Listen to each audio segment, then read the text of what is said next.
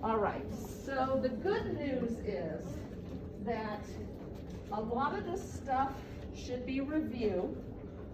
And so hopefully you remember when we talked about the sympathetic and the parasympathetic nervous systems, hopefully you remember all of the things that we talked about, because it's going to come to play in this. We are going to look at some certain drugs that are involved with the autonomic nervous system. I will be giving you tables of drugs that may have several names of drugs in that table. I will tell you the ones that I want you to know. Okay, you won't have to memorize all of the drugs, but there are some specific drugs that I do want you to know. All right, so first of all, when we talk about neurotransmitters in the body, you remember when we talked about the sympathetic and parasympathetic nervous systems, we talked about acetylcholine and we talked about norepinephrine. There are actually several different neurotransmitters that are involved in the body. And those include not only the norepinephrine and acetylcholine, but also dopamine, histamine, serotonin, GABA, and then epinephrine.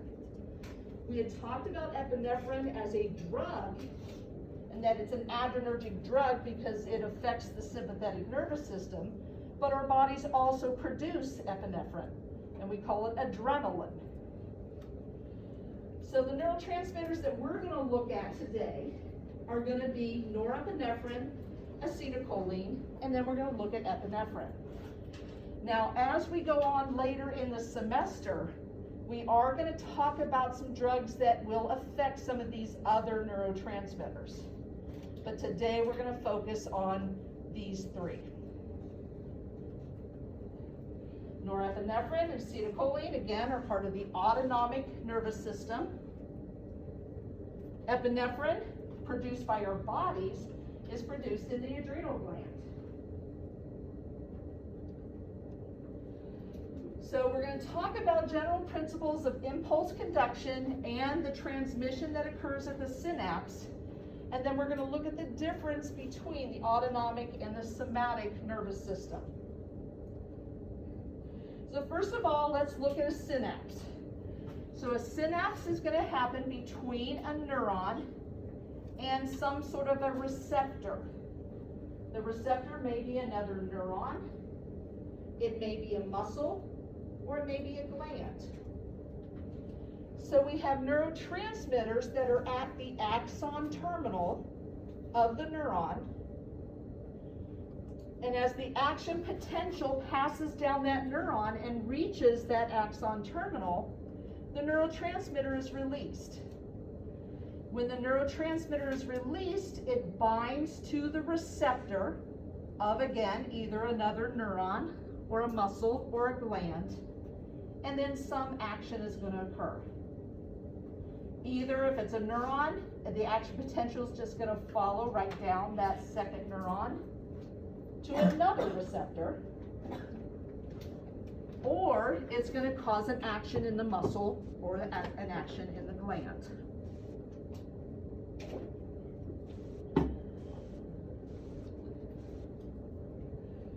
Now, once the action potential has passed through, then something has to happen to all these neurotransmitters that are just kind of floating around or attached to this receptor.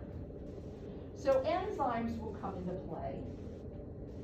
These enzymes will break down the neurotransmitters into metabolites. Some of the neurotransmitter doesn't get broken down. It just stays as the same initial neurotransmitter. So you'll have some neurotransmitter, and then you'll have some metabolites of that neurotransmitter.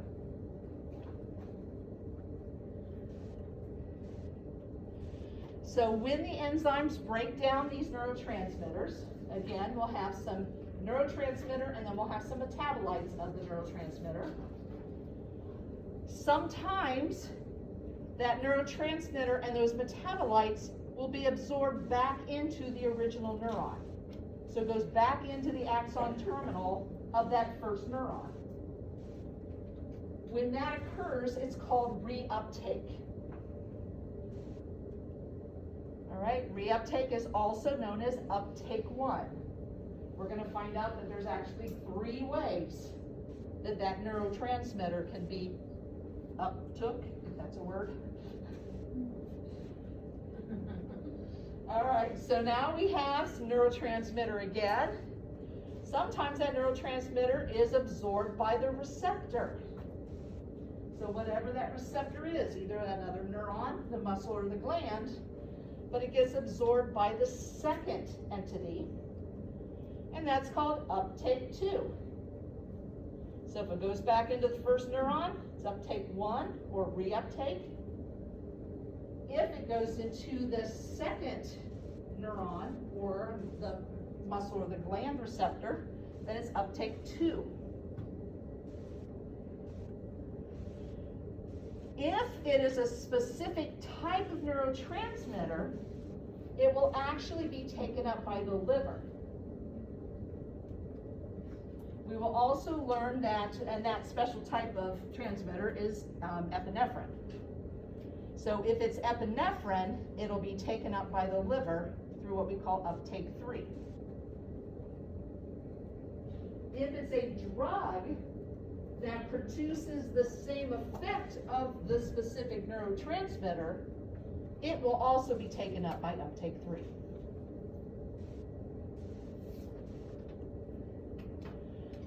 So if we look and compare and contrast the autonomic nervous system versus the somatic nervous system. Remember, the somatic nervous system is that voluntary nervous system. If we want to raise our arm, we'll use our somatic nervous system to tell the muscles of the arm to raise. The parasympathetic nervous system and the sympathetic nervous system are both part of the autonomic nervous system. The sympathetic is that fight or flight, or sometimes fight or fright. The parasympathetic is those normal bodily functions. And we know that the neurotransmitters are a little different when we compare these. So in the somatic nervous system, the neurotransmitter is acetylcholine.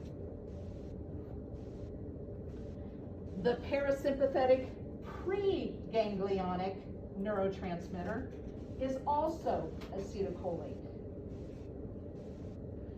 So the receptors that this acetylcholine will bind to are cholinergic receptors. So acetylcholine binds to cholinergic receptors. Cholinergic receptors can be further divided into nicotinic and muscarinic. The acetylcholine receptor with the somatic nervous system and the preganglionic parasympathetic happen to be the nicotinic type.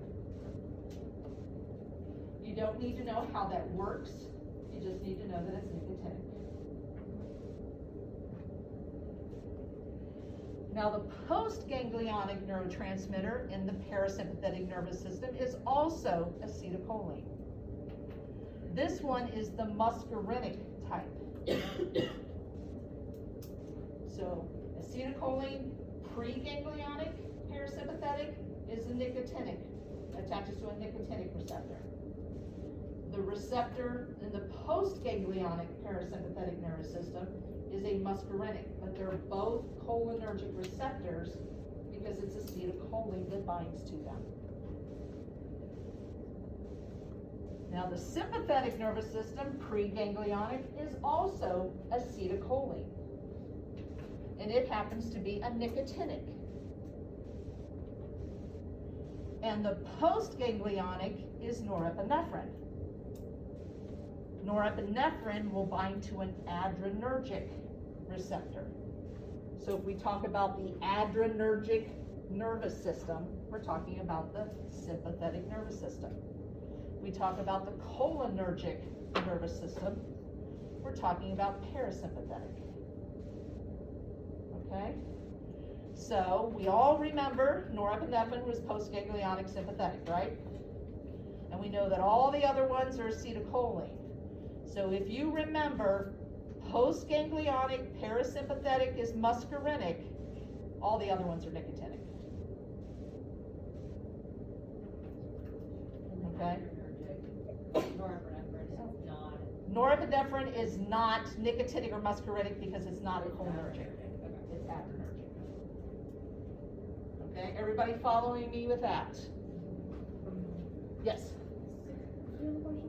So with norepinephrine, another word you could call it is anti-cholinergic? It's not anticholinergic.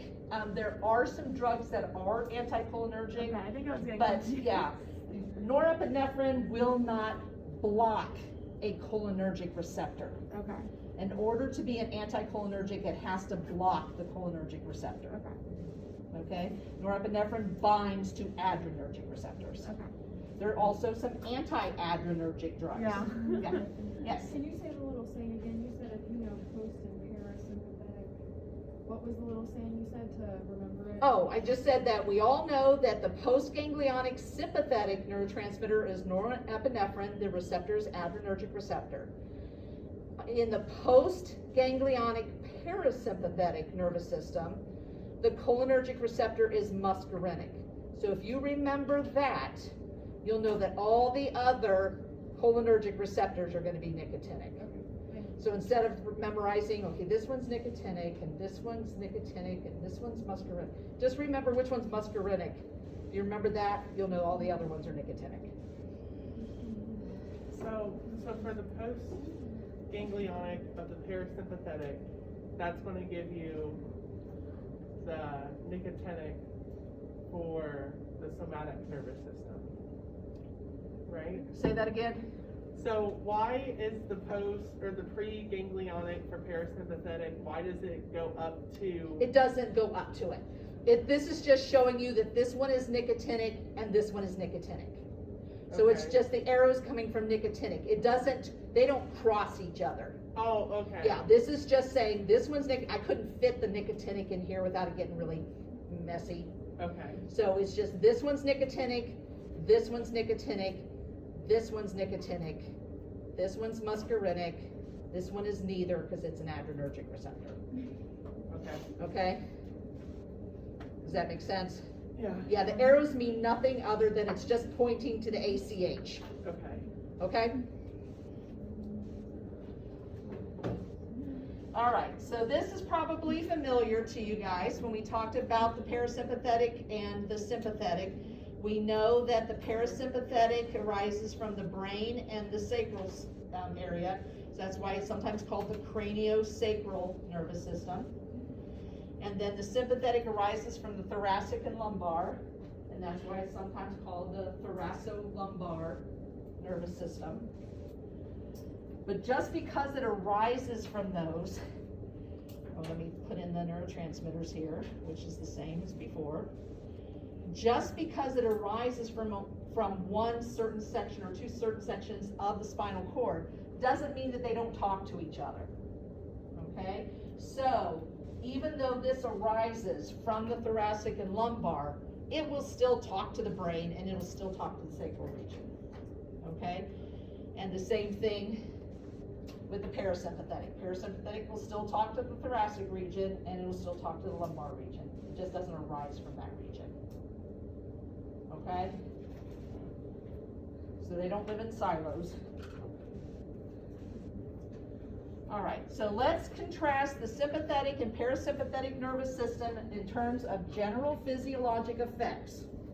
We're going to explain the autonomic control of the diameter of the pupil, the gastrointestinal tract and genitourinary motility, the oropharyngeal and GI secretions, so like the gastric acid, saliva, those kind of things, the diameter of the bronchioles and the vasculature, as well as cardiac function. Now again, remember, the sympathetic nervous system is at fight or flight. So what needs to happen to the body so that we can run away? What do you think would happen to the pupils so that we could run away? They're going to get bigger, right? They're going to open up to let more light in so we can see, so we don't run into a tree when we're running away, right? What is it going to happen to the bronchioles of the lungs? They're gonna open up so we can get more oxygen to the lungs. What's gonna happen to the vessels in our skeletal muscles? The skeletal muscles, they're gonna get bigger because we need more oxygen to those muscles so they can run away. So think of that, instead of memorizing this next table that I'm gonna show you, think of what happens when we need to run away. Think what happens when we're just sitting here digesting our lunch. Okay, because when we're digesting our lunch, it's parasympathetic nervous system. Because that's those normal bodily functions. Okay? Think of what we don't want to happen when we're running away. Do we want to pee and poop when we're running away? Only if it scares somebody where they trip and fall on it. Yeah. But normally, do you want to pee and poop when you're running away? No. So that would not be part of the sympathetic nervous system. That's going to be parasympathetic, right? Okay. So let's look at our graph. So we're going to look at the target organ or tissues, and we're going to look at the pupil. So with the pupil, it's going to actually cause constriction of the pupillary muscle. Now when we constrict the pupillary muscle, it actually pulls it back so that it widens the opening of the pupil. So don't think that constricting is going to cause the pupil to get smaller. The pupillary muscle is a circular muscle. So when we constrict it, it pulls this way, which opens the diameter of the pupil. So that's so confusing, because like. It is confusing. Dilate the eyes getting bigger than. When you dilate the eyes, you're constricting the pupil. Or the pupillary muscle, excuse me, pupillary muscle. So yeah, it gets confusing, so you have to remember, what does that muscle do? When you constrict that muscle, it pulls it back, which opens the diameter of the pupil. Okay? All right, so mydriasis just means that the pupil opening is getting larger. And that's due to the alpha effect, because the alpha effect is it constricts blood vessels, and the way that it does that is by constricting the smooth muscle. The pupillary muscle is a smooth muscle. When it constricts it, it actually makes the pupil larger. Okay? Dr. Kipling? Yeah. For some reason, I don't have this on my notes. You did download it. I did. It's still not on When there. did you do it though? Like literally just now. It's not on it. Yeah, like, so here's my downloaded one. You're right, you need to go to the download. Yeah, you have to go hit download and open PowerPoint. I did. I click download, here's my download. I click it and it brings me to here.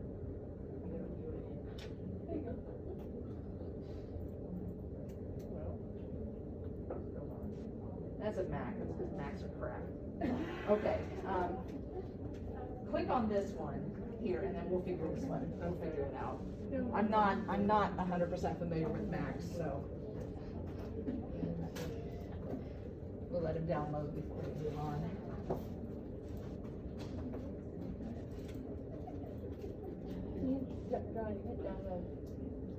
I did it. Yeah, it just takes a little while.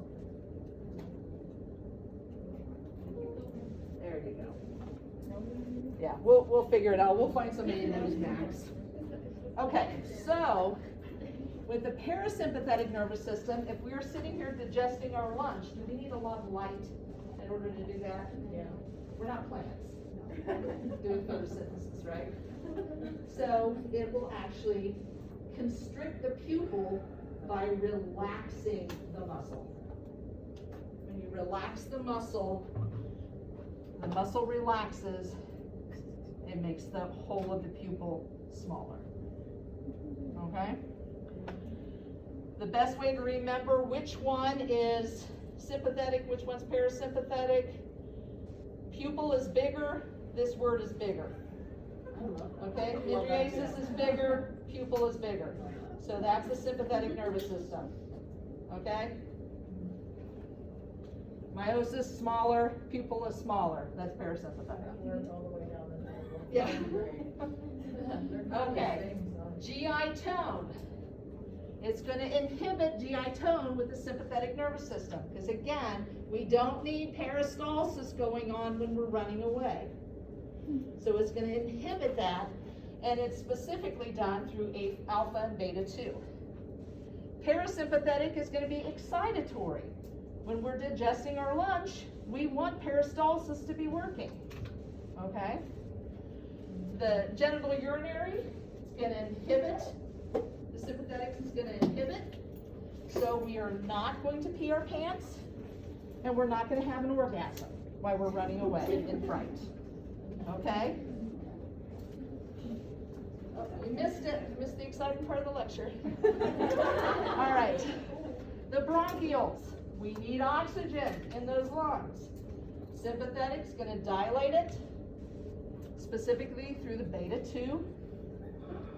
And parasympathetic is going to constrict it. With the heart, it's going to be excitatory with the sympathetic, and that's beta 1. We know the beta 1 receptors are in the heart. So the heart's going to beat faster and more strongly. And parasympathetic, it's going to slow it down and stop it beating so forcefully. With the blood vessels, it'll dilate the blood vessels in the skeletal muscles, again to get that oxygen to the skeletal muscles through beta 2. And we're going to get constriction of the smooth muscles. So the muscles of the vessels, the muscles of the pupil. It's going to constrict them, and that's related to alpha. Parasympathetic, if you remember way back in, I believe it was it head and neck or was it histo? One of those classes when we talked about the blood vessels, we talked about the sympathetic and parasympathetic nervous system, and we said that the parasympathetic nervous system doesn't do a whole lot with the blood vessels. So again, it's insignificant. Airway secretions. The sympathetic nervous system is not going to cause any effect to the secretions in the airway. Parasympathetic will stimulate those secretions in the airway. And salivary flow. It's insignificant in the sympathetic nervous system, so it doesn't really stop the salivary flow. Whereas parasympathetic is going to stimulate it because, again, we're chewing food. We need to moisten the food. We need to start the digestion of the food. That's why when we start thinking of food, what happens? Our mouth starts watering when we start thinking about food. Now, sometimes if you get really, really, really scared, your mouth goes dry. And that's because the sympathetic has taken over, so the parasympathetic is not working, so there's no stimulation of saliva. So it's not that the sympathetic nervous system stops it, it's just because the sympathetic nervous system is working so much, the cholinergic is not, therefore you're not getting the saliva. All right, so now we're going to specifically look at the cholinergic synapse and what happens to the neurotransmitter once the action potential has crossed that synapse. So here we have the cholinergic synapse. We have a neuron. We know that in the cholinergic synapse, the neurotransmitter is acetylcholine. And so we have the initial neuron, we have acetylcholine in the synapse, and then we have our receptor. The receptor can be another neuron, it can be a muscle, and it can be a gland. So the acetylcholine has been released. Once it now needs to be broken down, there's an enzyme that'll come along called acetylcholinesterase. Acetylcholinesterase breaks down acetylcholine. When it breaks it down into, I went a little crazy here, hold on, let's do it. It breaks it down into acetate and choline. Acetate and choline are inactive metabolites. The acetylcholine reabsorbed back in the initial neuron. Which uptake is that? Reuptake or uptake 1. Good. All right, so now we're going to look at a specific or a couple drugs that are involved with the cholinergic receptors. So these are drugs that are either going to bind to receptors or they're going to do something to the enzyme. Okay? So when we look at cholinergic drugs, we can have a drug that actually binds to the receptor, and the ones that we're going to look at are pilocarpine and bethanacol. Pilocarpine is the one I want you to know.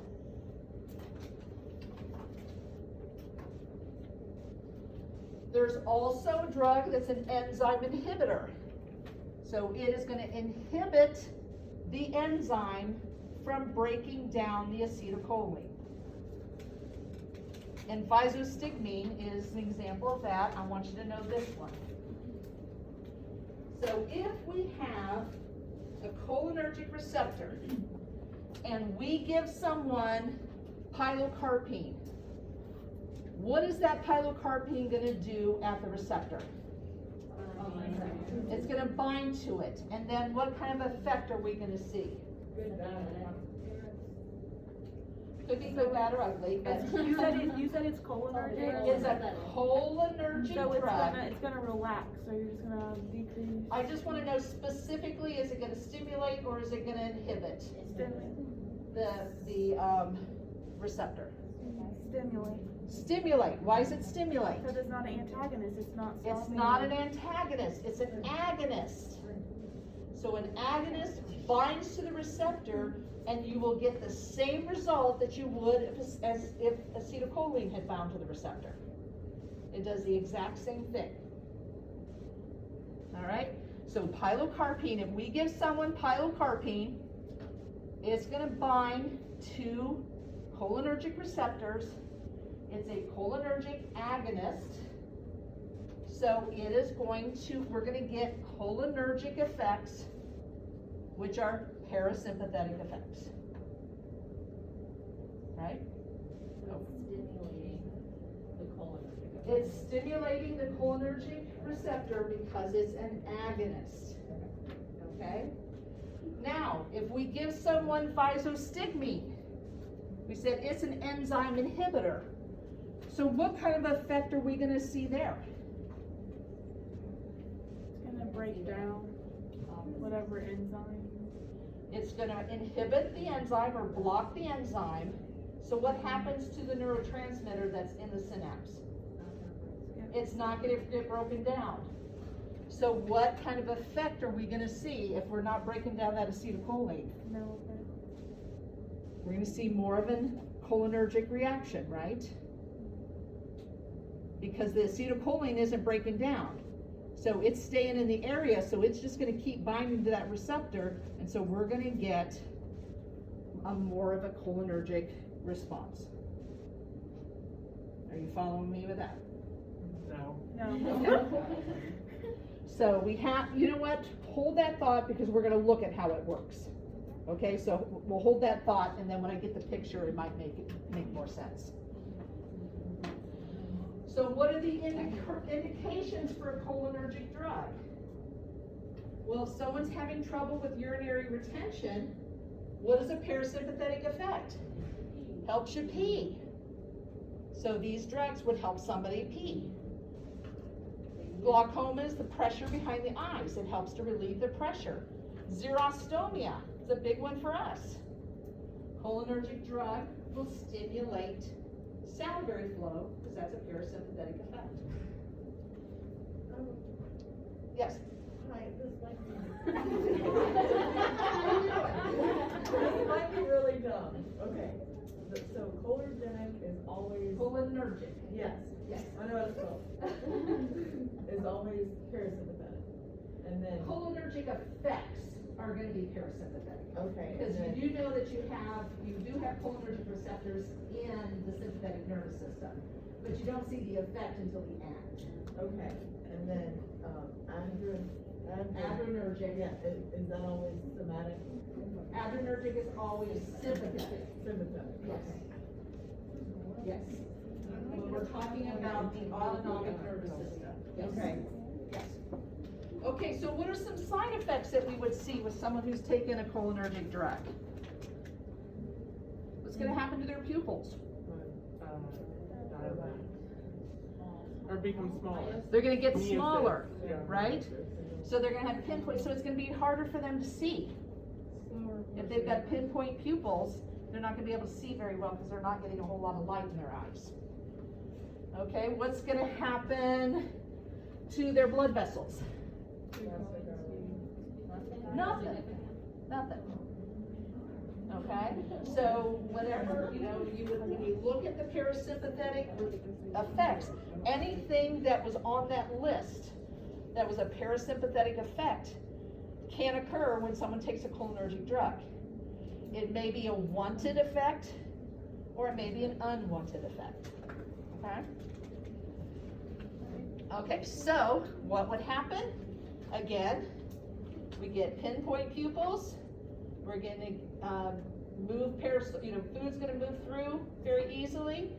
Genital urinary tract is going to be excited. Bronchioles will be constricted, and we'll slow down the heart a little bit. We won't slow it down so much that the heart will stop unless it's an overdose of the drug. Okay. Airway secretions. So they'll be coughing up goobers a lot. Okay. And stimulation of salivary flow. If that's what we want, then that's a good thing.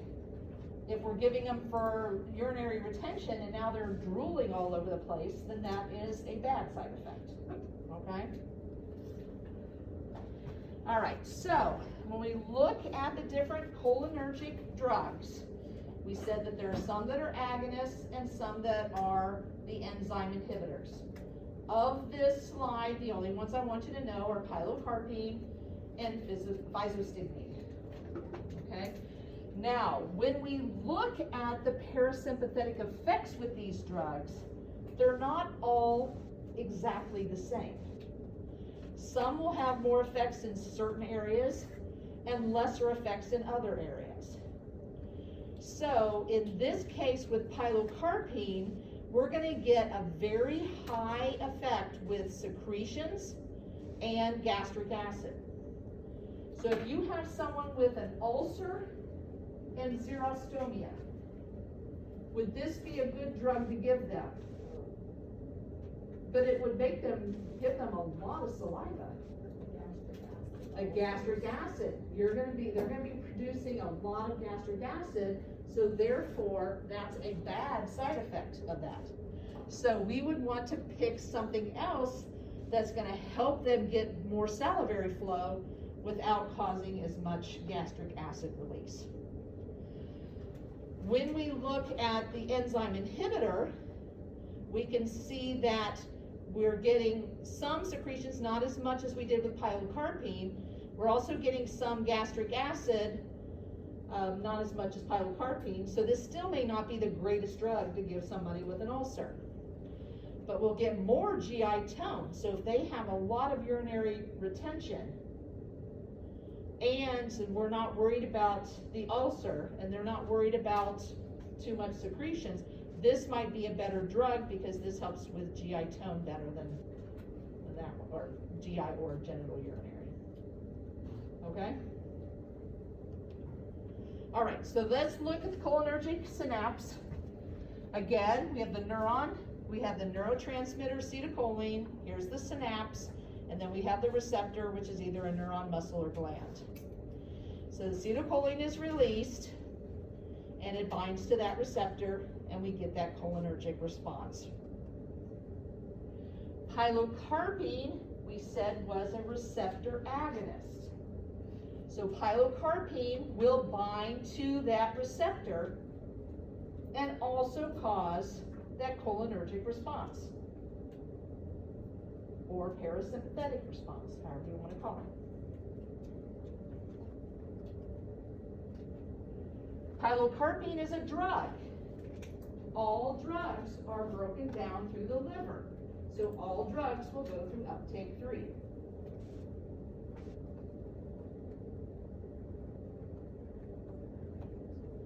So what are the indications for pilocarpine? Again, we had mentioned them before: glaucoma, urinary retention, xerostomia. Okay, so now we're looking at physostigmine. We said physostigmine is an enzyme inhibitor. All right, so it does not bind to the receptor. It's not an agonist. So we have the acetylcholine in the synapse. We know that acetylcholinesterase is that enzyme that's supposed to break this down. But the patient takes physostigmine. Physostigmine blocks acetylcholinesterase.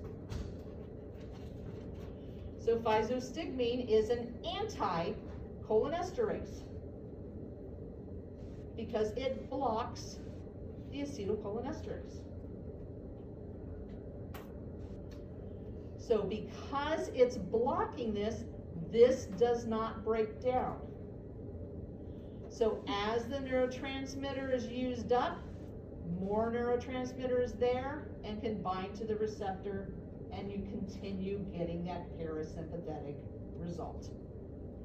Does that make a little bit more sense, Johnny? Yeah. Not really, but Okay. I'm just gonna try to go with it. Okay, just realize that if you have an agonist, agonist means it's going to cause the effect. All right?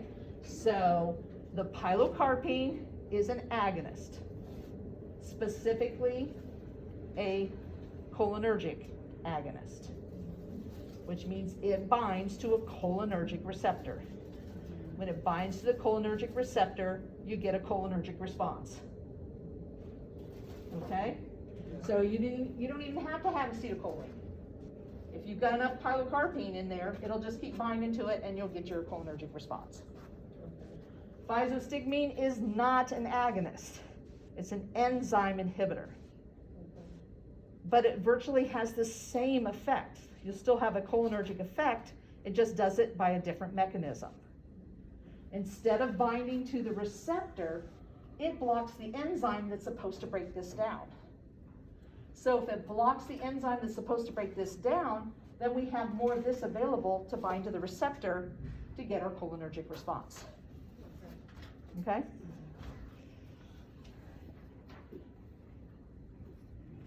All right, so it's an anticholinesterase because it blocks the enzyme. So, again, looking at the cholinergic drugs, this is the same table that we looked at before. I want you to know pilocarpine. I want you to know physostigmine. I want you to know that pilocarpine is a cholinergic agent. How it works: by binding to the receptor, getting a cholinergic response. This one, how does it work? Blocking. Blocks the enzyme, so therefore the acetylcholine isn't broken down. And so you get that more of a cholinergic response. Is agent and agonist, is that the same thing? Is agent? I thought you said cholinergic agent. Did I say agent? I think so. Okay, Just making it's sure. agonist. Yeah, sorry, yes. Okay. All right, so let's talk about another cholinergic drug. You guys have all heard of sarin. Sarin gas? Never heard of sarin gas? Sarin gas is used by terrorists. People are in the subway and they let the sarin gas get out and all the people die. Okay. Well, you're gonna see a picture of it. All right. So sarin gas is not something that we would give people normally, okay? It's not a drug that's used to treat people. It's a drug to kill people. All right? Sarin gas is a poison because when people get exposed to it, people die.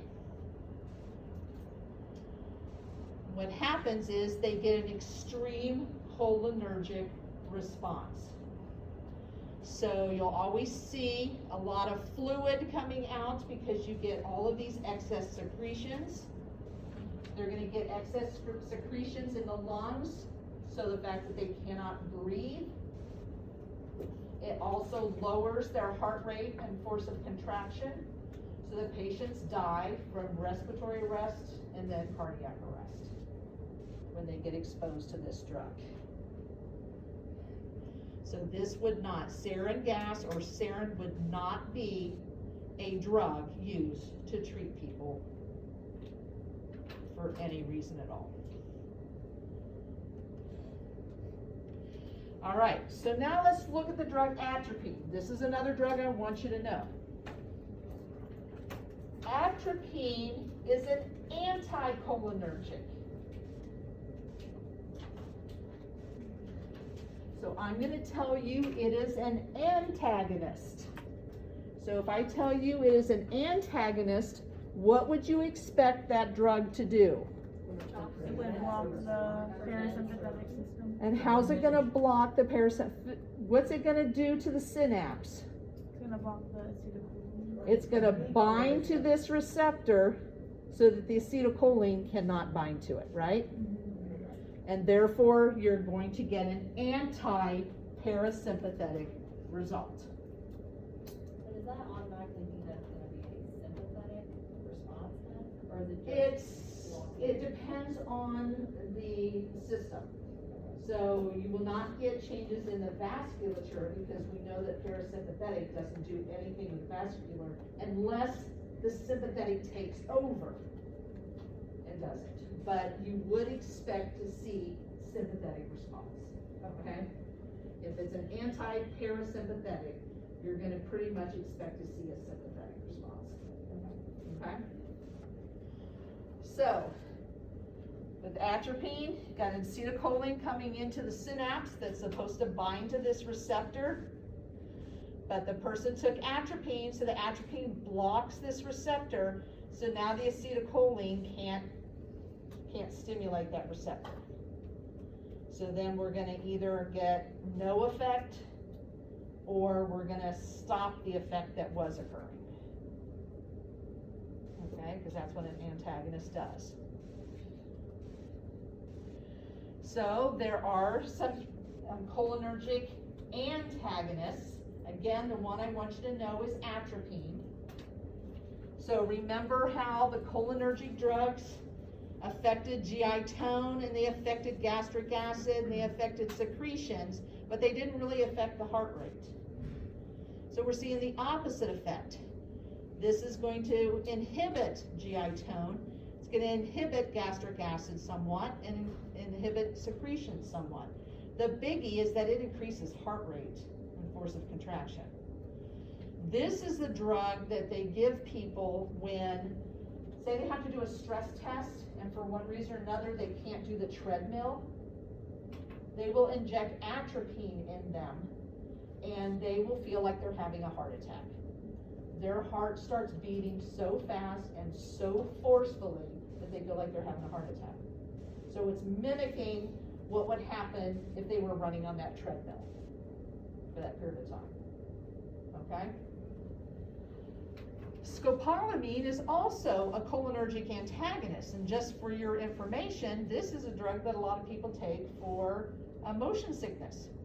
They use a scopolamine patch, and the scopolamine patch it lessens GI tone, it extremely lessens secretions, okay? So what happens when people get motion sickness? They're gonna throw up, right? So this lowers GI tone and lowers secretions, but it doesn't really affect the heart rate so much. So this is a good drug for people that get severe motion sickness. All right? But again, the one I want you to know is atropine.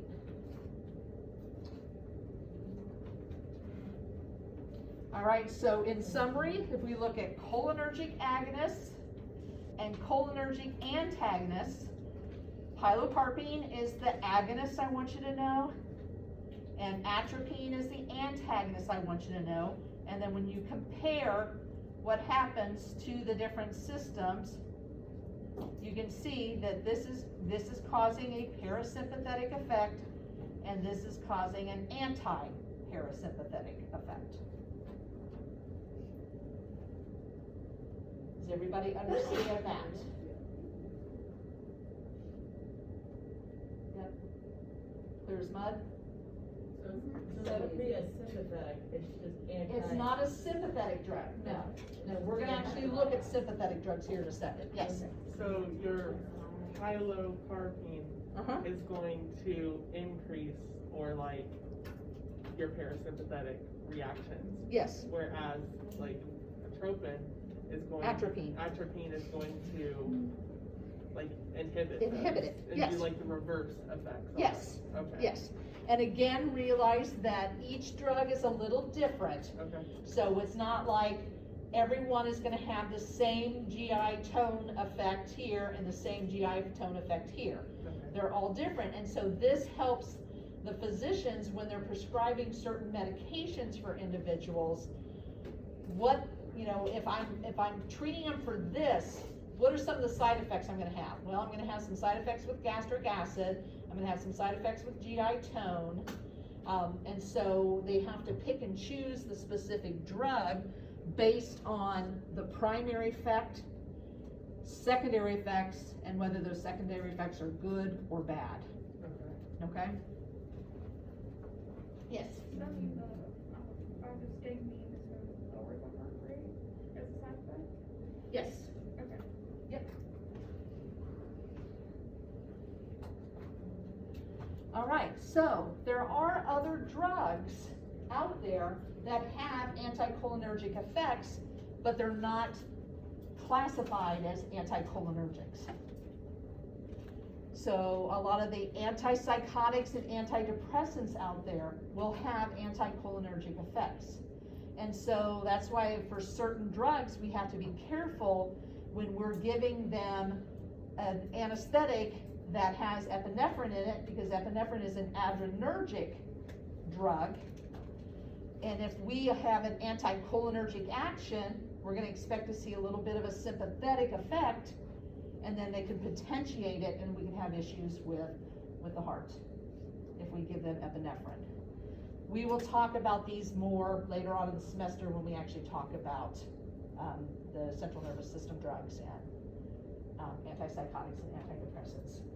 Antihistamines also can have an effect, and in fact, a lot of people with hypertension can't take certain antihistamines because it does raise their blood pressure.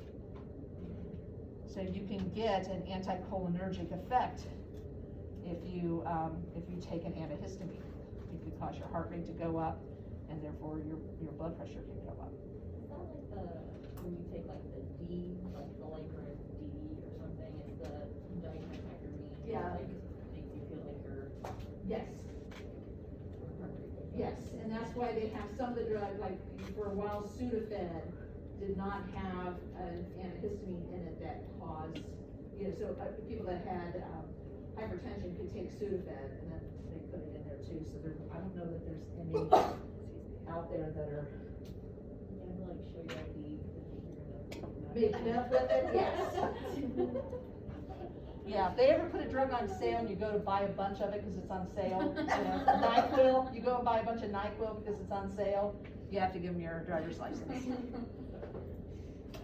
Okay, so now we're gonna look at the adrenergic response, okay? And so we're gonna look at what happens to the neurotransmitter in the adrenergic nervous system and how it's removed. So the first thing we wanna look at is, what is a catecholamine?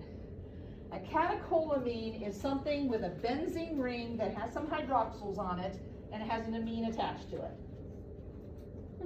That's all it is. Okay, you don't know that thing. Yeah, it's just that thing, okay? We'll look at it, okay? And there it is. It has a catechol, which is a benzene ring with 2 hydroxyls, and then it has an amine attached to it. All right, this is a catecholamine. So here's the benzene ring, here's the 2 hydroxyls, and here's the amine attached to it. You don't have to know this stuff, okay? So just sit back, relax, while I talk about it, okay? This basically is just showing you how the body produces norepinephrine. Okay, so it starts with this, some enzymes come along, it changes it, enzymes come along, change it, enzymes come along and change it, you now have norepinephrine. Okay? Norepinephrine can then be converted into epinephrine in the adrenal gland. That's all you need to know. The adrenal gland has norepinephrine in it. The norepinephrine is converted into epinephrine, and that's why the epinephrine is released from the adrenal gland. Okay? If you really want to know the way they change it is by the add a methyl group to it. That's it. But you don't have to know that. So the adrenal gland has norepinephrine and then, which The adrenal gland does make norepinephrine, so then that gets converted to just epinephrine. and it can convert it to epinephrine in the adrenal gland as well. And then during a fight or flight response, the adrenal glands pour out that epinephrine, and that's why you get those sympathetic effects. But all of this stuff you don't need to know. Okay, so here we have the adrenergic synapse. We have the neuron, we have norepinephrine, here's the synapse, here's the receptor, and if you printed this before last night, this also says neuron, and I took that out because that's not true. It's just muscle and gland. All right, so action potential comes along, norepinephrine's released, attaches to that receptor, we get a sympathetic response. All right, remember that the adrenergic receptors are either alpha, beta 1, or beta 2. This is all review. The norepinephrine is released. The adrenal medulla can also release epinephrine. It releases the epinephrine. The epinephrine can also bind to these receptors and cause the same effect. Drugs can also bind to this these receptors and cause these effects.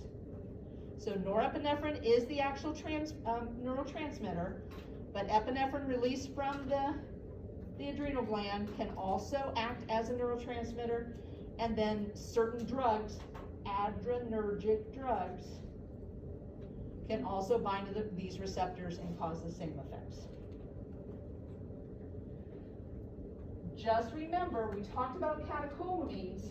We'll talk about those again when we talk about the anesthetics with their vasopressors. Some adrenergic drugs are catecholamines, but not all of them. Okay, and that is going to come into play with how they're broken down. Okay, so we'll look at that here in a second. So just real quick, so Yeah. your adrenergic drugs can cause the same effects as epinephrine and what the norepinephrine would cause. So would someone take that just because their body doesn't maybe produce a lot of it, or?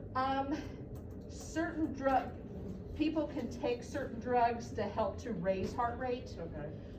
They can take certain drugs to help to raise blood pressure. Okay.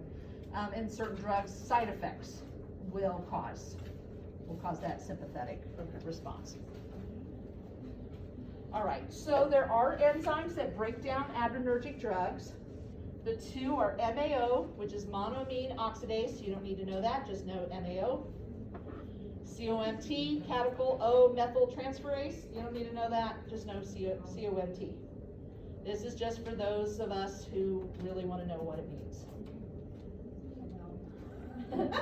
If there's any of us that really want to know. Mia wants to know. I don't know.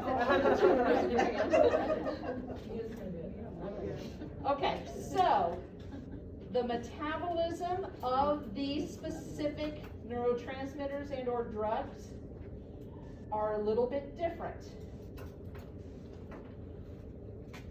So they can go through those three types of uptake. Hold on, I got a little excited there. So uptake 1 is the reuptake. With the reuptake, they're reusing it. The breakdown into metabolites is through MAO only. So uptake 1 is MAO only if it's going to be broken down by an enzyme. Sometimes it is pulled back in completely the same, unchanged. If it is broken down into metabolites, the metabolites are formed because of MAO only. If it goes through uptake 2, where it's going to go into the receptor cell, then it is broken down by either MAO or COMT.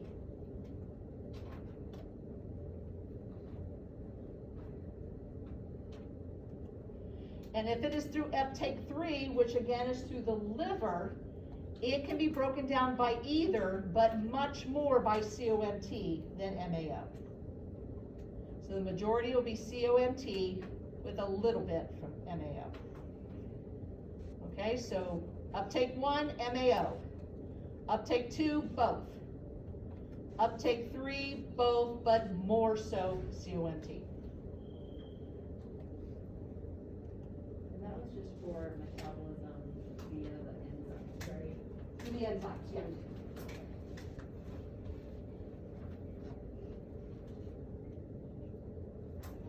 All right, so when we look at the different uptakes, okay, again, we said uptake 1 was MAO. If it's going to be broken down, it's MAO. Uptake 2 is both.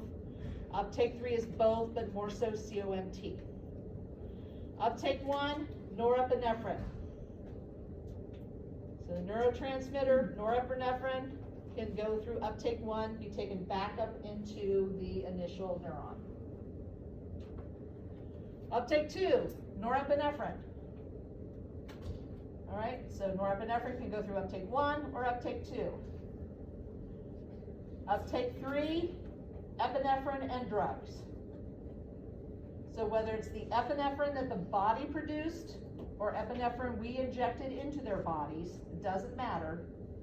Any epinephrine, any drugs go through uptake 3. If it's epinephrine, it is broken down more by COMT, can be a little bit MAO, but majority is COMT. If it's drugs, it's dependent on whether it's a catecholamine or not. Okay, epinephrine is a catecholamine, so if the drug is a catecholamine, it's going to be broken down the exact same way epinephrine is. So epinephrine, more so COMT with a little bit of MAO. If the drug is a catecholamine, it's going to be broken down exactly the same way epinephrine is. If the drug is not a catecholamine, it is broken down by MAO. All right, everybody following that? All right, COMT breaks down stuff really fast. Okay, so fast metabolism is COMT. MAO is slow. So slow metabolism is MAO. Fast COMT, slow MAO. What's that? Kind of rhymes. Slow and make slow. Oh, there you go. MAO rhymes with slow. There you go. There you go. There you go. Okay, so what would we expect? This is all review. What happens to target organs? What receptors do they have? What is the response? So we know in the heart it has beta 1. An adrenergic drug would stimulate the adrenergic receptor. So we see increase in heart rate, increase in contractility, so the force of contraction, and increase in neuroconduction. In the bronchioles, we know they're beta 2. We're going to see dilation of the bronchioles. Beta 2 arteries, or the arteries with beta 2 receptors, are in the skeletal muscles, so you're going to see vasodilation of those vessels. Alpha is in the smaller, smooth muscles, not smaller, smooth muscles. So we're going to see vasoconstriction of smooth muscles of the vessels. So you'll see vasoconstriction. We'll see, is this dilating the pupil?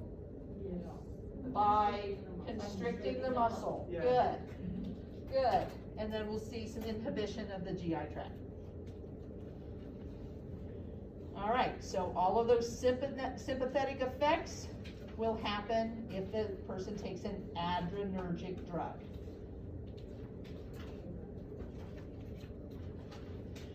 So specific adrenergic agonists, unfortunately, you need to know all of these. Sorry. You've already learned epinephrine, you've already learned ephedrine, and you've already learned albuterol for medical emergencies. Okay? We know that epinephrine has a high affinity to all three of the receptors. And so this lists the indication. I'm not going to go through that because we already learned that. Levonorepinephrine is another vasoconstrictor that's put in one specific local anesthetic because that local anesthetic is not compatible with epinephrine. We'll learn about that when we go into local anesthetics. And so it has a higher alpha and beta 1 with very little beta 2 affinity. Ephedrine, we talked about that when someone had hypotension. And so it's going to have an affinity to all three, not as much as epinephrine. Phenylephrine is something that is added to certain decongestants because it will help to open the passageways.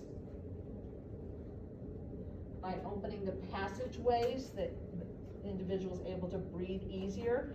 It also is treatment for hemorrhoids. It has alpha only, so what does it do? Alpha constricts blood vessels and constricts smooth muscle, right? So in the nose, if you take something that has high alpha, what is it going to do? It's going to constrict those blood vessels, and it's going to constrict the muscles. By constricting the muscles, it opens the passages. By constricting the blood vessels, it opens the passages. Okay? And albuterol has a high affinity to beta 2, has a little affinity to beta 1, so if someone uses albuterol for bronchospasms, sometimes they will get a little increase in their heart rate. All right, so we're just going to quickly go through adrenergic antagonists. So if we have an adrenergic receptor and an adrenergic antagonist comes along, it's going to block that receptor. So now if norepinephrine, epinephrine, or a drug that's an adrenergic drug comes in, it's blocked. It cannot bind to that because the antagonist is already there. So some adrenergic antagonists, you need to know metoprolol and propranolol. In clinic, when you guys have told me, oh, patient taking metoprolol, and what have I asked you? What classification is that? Is it a selective beta blocker, a non-selective beta blocker? Kind of remember that? Whenever we talked about hypertension medicines. We'll go into this more in depth when we talk about cardiac drugs. Metoprolol only has an affinity to block beta 1 receptors. That's a good thing. We'll learn about that when we talk about epinephrine and anesthetics and that kind of stuff here in the future. So because it only blocks beta 1, it's only going to have effects on the heart. So it's going to reduce heart rate, it's going to reduce force of contraction. So it's good for people that have angina, arrhythmias, or hypertension. Propranolol also has a high affinity for blocking beta 1, but it also blocks beta 2. So propranolol is a non-selective beta blocker because it blocks both betas. This one's selective because it only blocks the one we want blocked. Okay? Prazosin is a little different because it is an alpha blocker. So it has nothing to do with beta 1 or beta 2, so it's not good for angina and it's not good for arrhythmias because it has no effect on the heart rate. All it does is block the vessels from constricting. So it's good for hypertension. So again, the two I want you to know are metoprolol and propranolol because those are probably the two most common beta blockers that are out there. All right, we made it. Did we? Were there any questions about, I know there's probably a lot of questions about it. I had a question. Yeah. For the antagonist, so. Which antagonist, cholinergic or adrenergic, or does it matter? It doesn't matter. Okay. So you said like it would block the agonist, but I thought on the last lecture, they would also, like for the Narcan, the agonist would already be binding to the receptor and it would come in like kick it off. And that's true, yeah, Can it do yeah, that too? yeah, or I was is it- just simplifying this, but yeah. Typically, when we're taking medications, like adrenergic antagonists, when we're taking those medications, we're actually doing it to block those receptors to start with. Okay. But what will happen is when a person has hypertension and we start taking that medication, it will start knocking off what the neurotransmitters on that receptor, and then it will bind to it. So it does both. I just kind of simplified it. Okay. Yeah. Any other questions? All right, so next week we'll start talking about local anesthetics. So we're actually gonna get into the meat of something that you guys care about. What kind of questions are gonna be on our quiz next week? Like exactly. There will be exactly 10 questions. Is there math? I'm sure there's math. Well, actually, On this you one? have a quiz This next is week? lecture, right? Yeah, we sure do. Okay, then it will only be on today's lecture. Did we do any math in today's lecture? No, there'll be no math on it. Wow, I mean, today's lecture, Dr. Kipling, I just don't even know, wow. I Go thought the first through two were it, bad. go through it, and then go to the I will open up the PowerPoint that has the audio. Okay. So go to them and listen to those, because I specifically, I wrote down exactly what I wanted to say to make sure that, I wasn't kind of all over the place. And so, I think the audio PowerPoints will help you tremendously. Okay. Yes. Are there any learning aids we need to know about?